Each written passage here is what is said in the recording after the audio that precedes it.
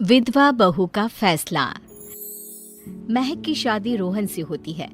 रोहन माँ बाप का इकलौता बेटा होता है, लेकिन फिर किसी कारण से रोहन की मौत हो जाती है। बेटा महक, तेरे आगे इतनी बड़ी जिंदगी है, फिर बच्चों की भी जिम्मेदारी।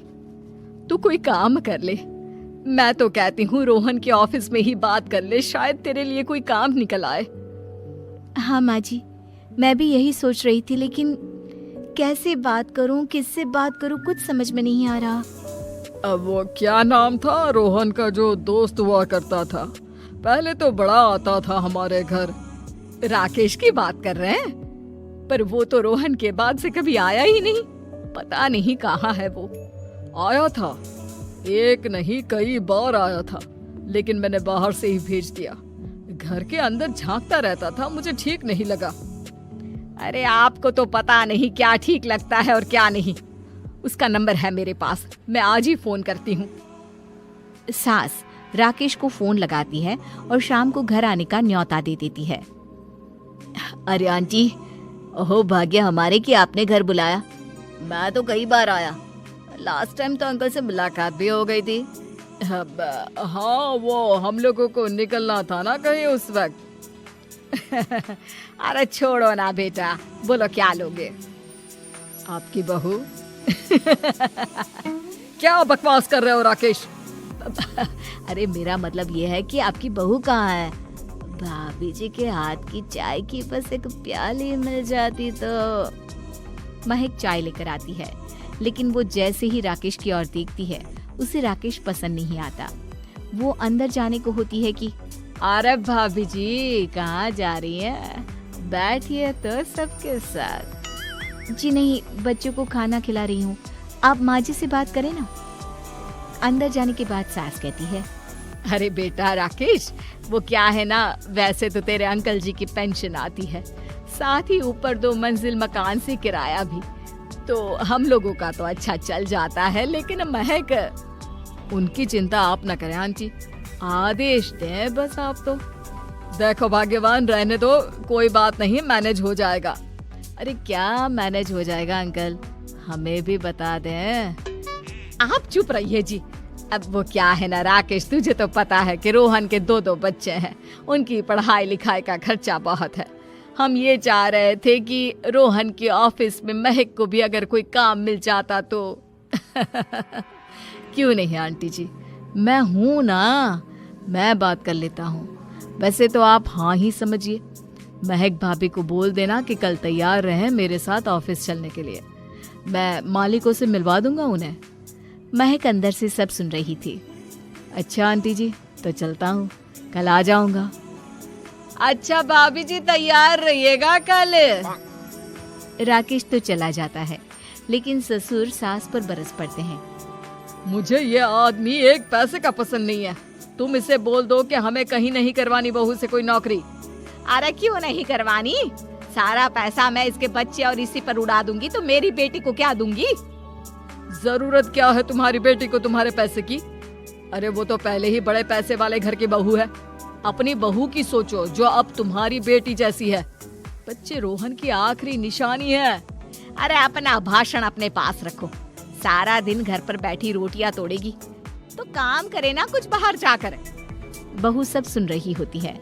वो अगली सुबह बिना मन के तैयार तो हो जाती है, लेकिन जैसे ही राकेश आता है, क्या बात है भाभी जी, रेडी हैं? तो फिर चले डेट पर, मतलब इंटरव्यू पर। महक सामने आती है कि सामने ससुर जी खड़े होते हैं। हाँ महक बेटा, आओ चलते हैं, मैं भी चल रहा हूँ। ससुर को तैयार देखकर राकेश का चेहरा बन जाता है। अंकल जी, आप परेशान हो जाएंगे। अरे रहने दीजिए ना, धूप भी बहुत है। वैसे भी स्कूटर में तो 2 लोग ही बैठ सकते हैं ना। तो तुम चलो, मैं बहू के साथ अपनी कार से आ जाता हूँ। महक ससुर जी को देखकर खुश हो जाती है, उसे शांति हो जाती है। वो लोग रोहन के ऑफिस जाते हैं, जहाँ बॉस कहते हैं, नमस्ते अंकल। नमस्ते महक, कैसे हैं आप लोग? रोहन का सुनकर बहुत दुख हुआ अंकल। वैसे कैसे आना हुआ? बेटा, क्या हमारी बहू के लिए तुम्हारी ऑफिस में कोई काम मिल सकता है? हमने राकेश से इसी सिलसिले में तुमसे बात करने को कहा था। उसी के कहने पर हम दोनों तुमसे मिलने आए हैं। राकेश ने तो कोई बात नहीं की, ऊपर से उसने तो आज की छुट्टी ले रखी है, ऑफिस भी नहीं आया। बोल रहा था जरूरी काम से जाना है। महक और ससुर एक दूसरे को देखने लगते हैं। वैसे महक, क्या किया है आपने? I mean, इंग्लिश कैसी है आपकी? महक बॉस से अपनी पढ़ाई लिखाई और क्वालिफिकेशन के बारे में सब कुछ बताती है। ग्रेट, आपके लिए काम तो है लेकिन ऑफिस में नहीं। सर, मेरे बच्चे छोटे हैं, मैं फील्ड में काम नहीं कर सकती हूँ। मतलब वो काम घर से करना है, घर से रहकर बच्चे भी देखें और घर भी देखें, लेकिन हाँ, काम जरूर से करें। वो काम डाटा एंट्री का है, तो जब भी वक्त मिले काम करें, और इसके हम आपको अच्छे पैसे भी देंगे। महक बॉस की बात सुनकर खुश हो जाती है, उन्हें थैंक्स बोलकर घर आ जाती है। किसके साथ भेज रही थी तुम महक को? अरे वो कमीना, उसने तो ऑफिस से छुट्टी ले रखी थी, बात भी नहीं की थी उसने बॉस से बहू के काम के लिए। वो तो अच्छा हुआ कि मैं साथ में चला गया। हाँ, ठीक है, नौकरी मिल गई ना, इतना ही काफी है। समय बीतता है और एक दिन फिर दरवाजे पर दस्तक होती है। घर पर कोई नहीं था। महक दरवाजा खोलती है, देखती है तो सामने है राकेश। नमस्ते भाभी जी। नमस्ते, घर पर कोई नहीं है, आप कल आइएगा। अरे अरे अरे, कैसी बात कर रही हैं भाभी जी, हम तो आपकी मदद के लिए आए हैं। वो क्या है ना, अंकल जी का फोन आया था कि आपको किसी मदद की जरूरत है। महक को आश्चर्य होता है कि उसके ससुर ने राकेश को फोन क्यों किया। वो ससुर जी को फोन करती है लेकिन फोन नहीं लगता। नहीं, हम लोगों को किसी भी चीज की जरूरत नहीं है, आप जा सकते हैं। अच्छा, एक कप चाय तो पिला दीजिए। महक चाय लेकर आती है। चाय पीने के बाद, रोहन मेरा बहुत अच्छा दोस्त था। उसने मुझसे कहा था कि वो रहे ना रहे, उसके घर वालों का, खास करके आपका ख्याल मुझे ही रखना है। तो मैं कल फिर आऊंगा भाभी जी। नहीं, माता पिताजी है नहीं, वो 4-5 दिन बाद आएंगे।